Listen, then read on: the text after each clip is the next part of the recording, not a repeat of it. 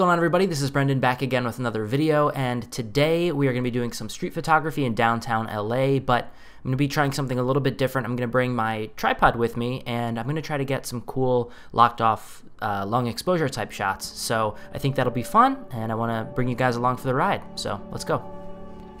Alright, so first stop on this trip towards downtown. I pulled off to the side right where this overpass was on the highway, and I thought it would be the perfect vantage point to get some really cool long exposure shots. But my plan was to capture something a little bit more unique than the typical long exposure you might be picturing. A few days ago, I saw this fantastic video by Jamie Windsor, which many of you have probably already seen. It has 500,000 views on YouTube. It's called How to Take Creative Long Exposure Photos.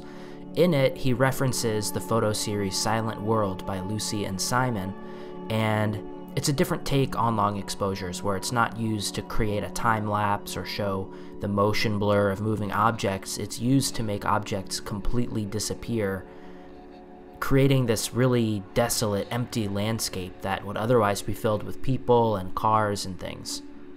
So as I was on my way downtown and I saw this vantage point, I thought this would be the perfect opportunity to try out this technique.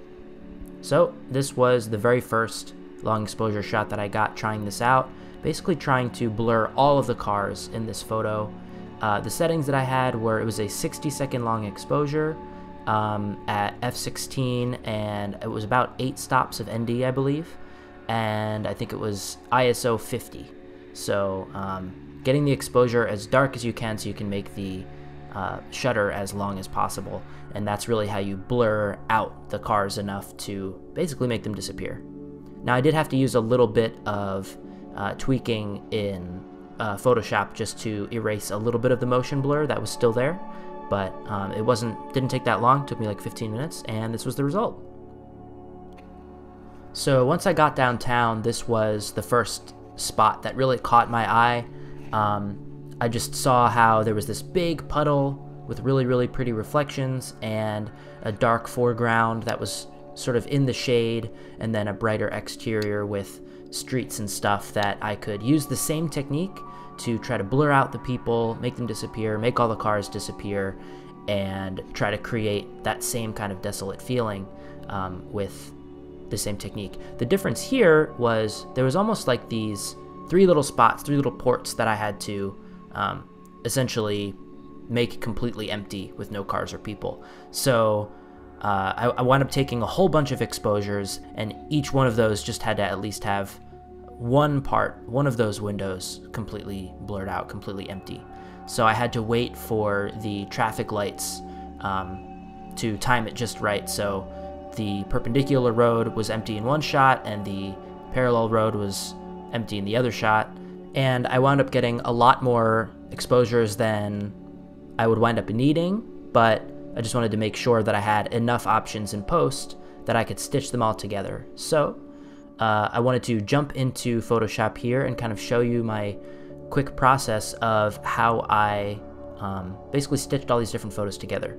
The cool part about this shot is it's actually really easy to stitch these things together. I mean, when you're on a tripod, you can literally just use the erase tool and erase whichever elements you need and replace it with essentially a clean plate is what you're doing here.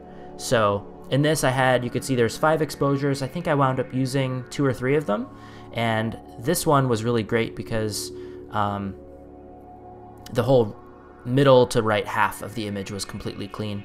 So I could keep that part, just erase the left part, and then find another shot where the left part was completely clear. So the technique that I use here is literally just using the erase tool, getting it to be the right size, and I just used the shadows, the dark parts in the foreground, to basically guide where I was erasing. And so as you can see, I'm just erasing that little patch. I erased more than I needed to. I don't know why, but then I wound up going in with the polygon lasso tool to just cut away the rest of this image.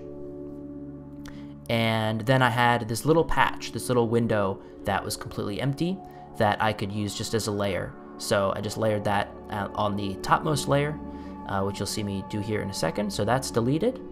And then now I'm going to go take a look at this. And then this was the other exposure that basically the rest of the image was already clean in this one exposure. So I could have just left it like this, but then I saw this exposure had these two blurred out gentlemen in this middle part of the image, and I actually really liked that. So I was like, well, what if the entire road, all the streets are completely empty except for these two characters in the middle of the frame, kind of blurred out.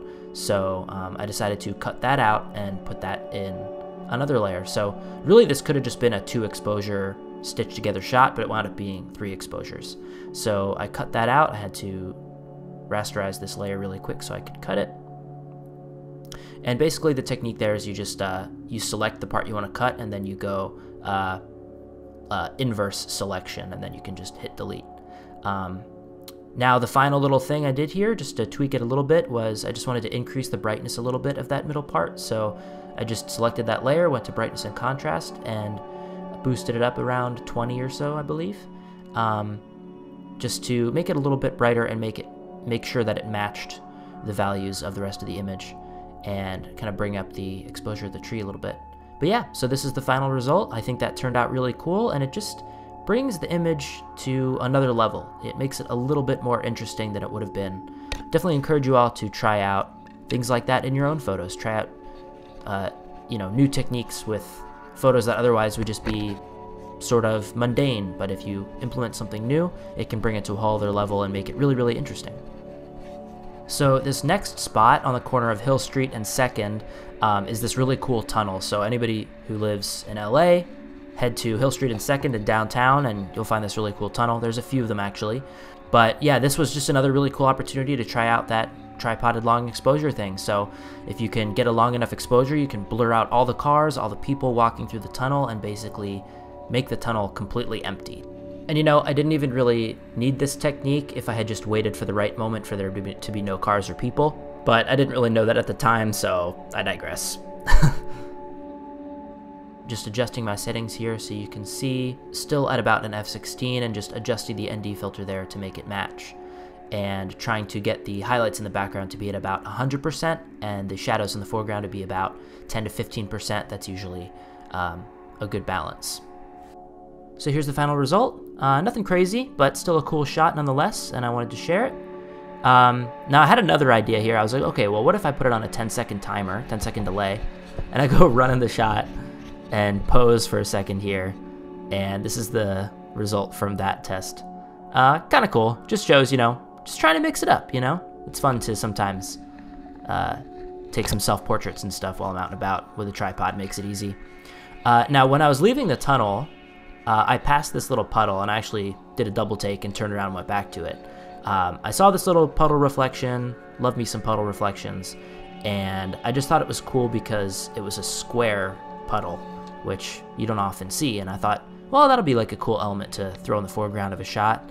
So I just set up the camera here and just waited for a long time for someone to pass just in front of it, just like that, which is like perfect. Usually people were walking by to the side of it, not in front of it. So got this shot, thought that was pretty cool, but I kind of like it cropped in with a horizontal frame better. So I don't know, let me know what you think. So unfortunately, that's where this video ends. My GoPro battery died even though I charged it to 100% right before I left, so that's a shame. But for the rest of the day, I just got some shots handheld, so I figured I would tack a few of those shots on at the end of this video for you guys to check out. So let me know which one you guys think is the best, and with that, I will leave you guys. So thanks for watching, I'll catch you guys in the next one.